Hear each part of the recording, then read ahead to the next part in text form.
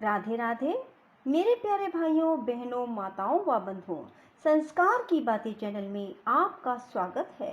बंधुओं, आज मैं आपको सुना रही हूँ पूर्णिमा के दिन सुनी जाने वाली कथा। बंधुओं, जो मनुष्य भी पूर्णिमा के दिन सुनी जाने वाली इस कथा को सुनते हैं, उनके सभी मनोरथ शीघ्र पूरे हो जाते हैं। बंधुओं, पूर्ण विश्वास, सच्ची निष्ठा को मन में बनाए रखिए।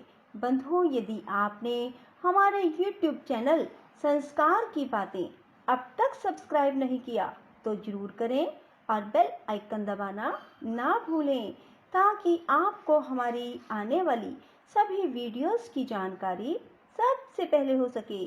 बंधुओं, कथा को पूरी सुनने के बाद कमेंट बॉक्स में जय शिव शंकर भोलेनाथ जरूर लिखें। बोलो शिव शंकर भोलेनाथ की जय हो। किसी नगर में चंद्रहास नाम का एक राजा था। उसकी पत्नी का नाम कृतिका था और वही नगर में एक ब्राह्मण और ब्राह्मणी रहते थे। उनके यहाँ धन धान्य की कोई कमी नहीं थी, पर उनके कोई संतान नहीं थी। इस वजह से वे बहुत दुखी थे। एक समय एक तपस्वी उस नगरी में आया। वह तपस्वी उस ब्राह्मण के घर को छोड़कर सभी घरों से लेकर भोजन करता, पर वह रूपवती से भिक्षा नहीं लेता था। एक दिन जब तपस्वी ने किसी अन्य घर से भिक्षा ली और गंगा के किनारे जाकर प्रेम पूर्वक खाने लगा, तब धनेश्वर ने तपस्वी के सभी कार्यों को करते देखा और अपनी भिक्षा के अनादर को देखकर धनेश्वर तपस्वी से जाकर बोले, आप सभी घरों की भिक्षा लेते हैं, पर मेरे घर से भिक्षा क्यों नहीं लेते? तब तपस्वी ने कहा, जो निसंतान हो उसके घर की भिक्षा बड़ी पापदायिनी मानी जाती है।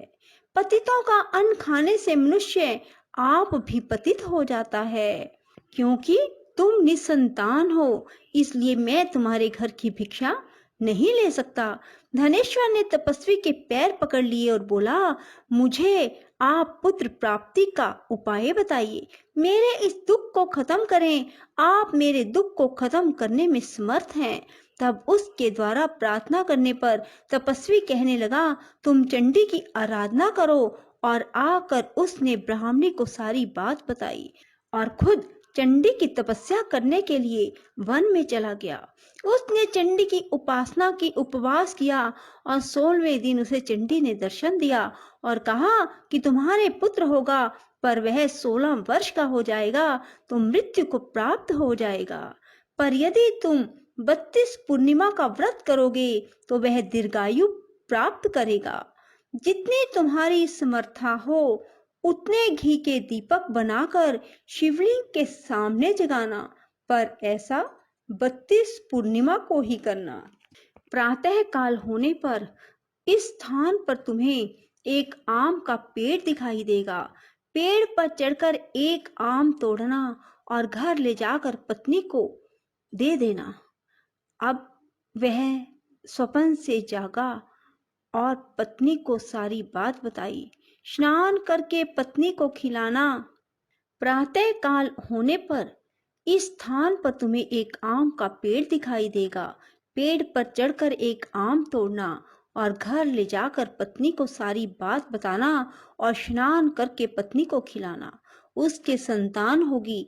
जब वह सवेरे उठा, उसने वहां एक आम के पेड़ को देखा और आम लगा देखा, पर वह आम तोड़ ना पाया क्योंकि आम बहुत ऊंचे लगा था।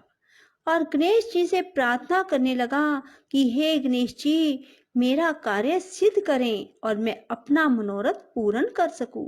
गणेश जी की कृपा से धनेश्वर पेड़ पर चढ़ गया और उस फल को देखा। उसे महसूस हुआ कि ये तो वही वरदान वाला फल है, और उसने तोड़ा और पेड़ से नीचे उतर आया और फिर घर जाकर उसने अपनी पत्नी को दिया। 9वें महीने उसके पुत्र पैदा हुआ और पुत्र बहुत ही सुंदर और सुशील था। उसकी माता पिता ने 32 पूर्णमासी का व्रत करना शुरू कर दिया।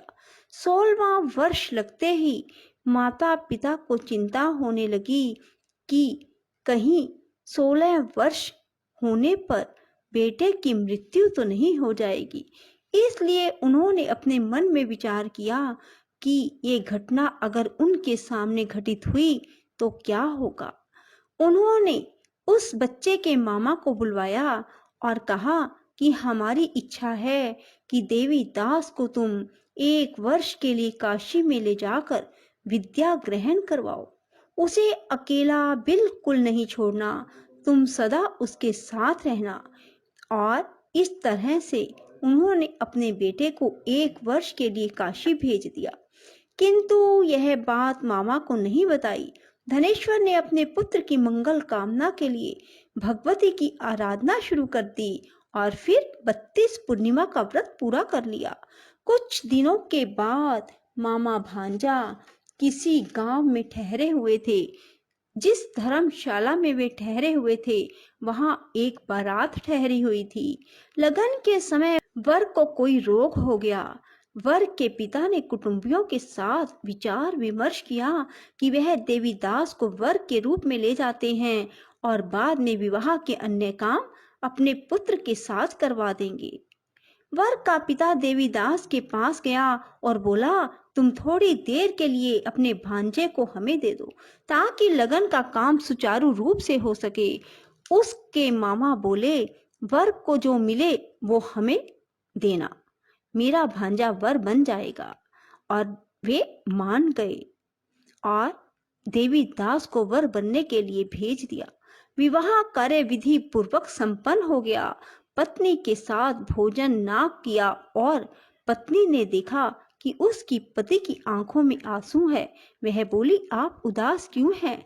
लड़के ने सारी बात बताई।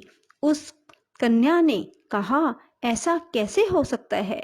अग्नि के सामने मैंने आपको पति बनाया है।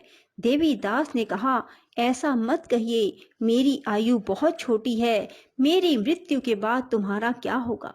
पत्नी बोली, जो होगा सो देखा जाएगा। दोनों ने साथ में भोजन किया और सो गए।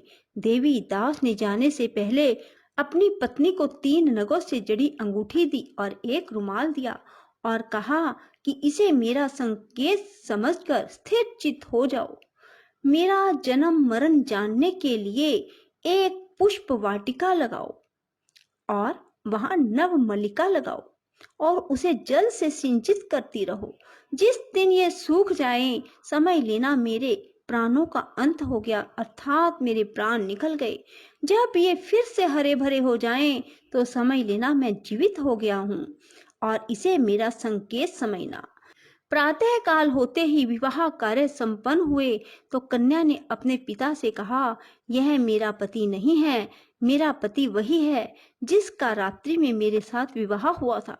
यदि यह मेरा पति है तो मुझे बताए कि रात्रि में हमारी क्या बातें हुई थी, इसने मुझे क्या दिया। ये बातें सुनकर वर कहता, मैं कुछ नहीं जानता। वह लज्जित होकर वहां से चला गया और बारात भी वापस लौट गई। मामा भांजा काशी विद्या अध्ययन के लिए चले गए और एक दिन काल से प्रेरित होकर एक सर्प देवीदास को काटने के लिए वहां पहुंचा। जहर की ज्वाला से सारे स्थान जहरीला हो गया। पूर्णिमा व्रत की कृपा से सांप उसे काट ना पाया। काल वहां आया, उसके शरीर से उसके प्राणों को निकालने की कोशिश करने लगा और वह मूर्छित हो गया। भगवान शिव पार्वती भी वहां आए। उसे मूर्छित दशा में देखकर माता पार्वती ने शिव जी से कहा, इसकी माता ने 32 पूर्णिमा का व्रत किया था, इसे प्राण दें। भक्त वत्सल भगवान ने उसे प्राण दान दिए। व्रत के प्रभाव से काल को भी पीछे हटना पड़ा। उसकी स्त्री उसकी प्रतीक्षा करती थी। उसने देखा कि पुष्प वाटिका में कुछ भी ना रहा और साथ ही देखा कि सब हरा भरा हो गया। ऐसा देखकर मैं बहुत हर्षित हुई और अपने पिता से बोली, पिताजी मेरे पति ठीक हैं, उन्हें ढूंढिए, उधर मामा भांजा भी 16वां वर्ष पूरा होने पर काशी से वापस चल पड़े और कन्या के घर पहुंच गए। कन्या ने अपने वर को पहचान लिया। धनेश्वर 32 पूर्णिमाओं के व्रत करने से पुत्रवान हो गया और जो भी स्त्री इस व्रत को करती हैं वह कभी विधवा नहीं होती, सौभाग्यवती रहती है। यह व्रत पुत्र पौत्रों को देने वाला और सभी मनोकामनाओं को पूर्ण करने वाला है। भगवान शिव की कृपा से 32 व्रत करने वालों की हर इच्छा पूरी हो जाती है। बोलो शिव शंकर भोलेनाथ की जय। राधे राधे, जय श्री कृष्णा। बंधुओं, यदि आपको हमारी वीडियो पसंद आए तो इसे लाइक करें और शेयर भी जरूर करें। धन्यवाद।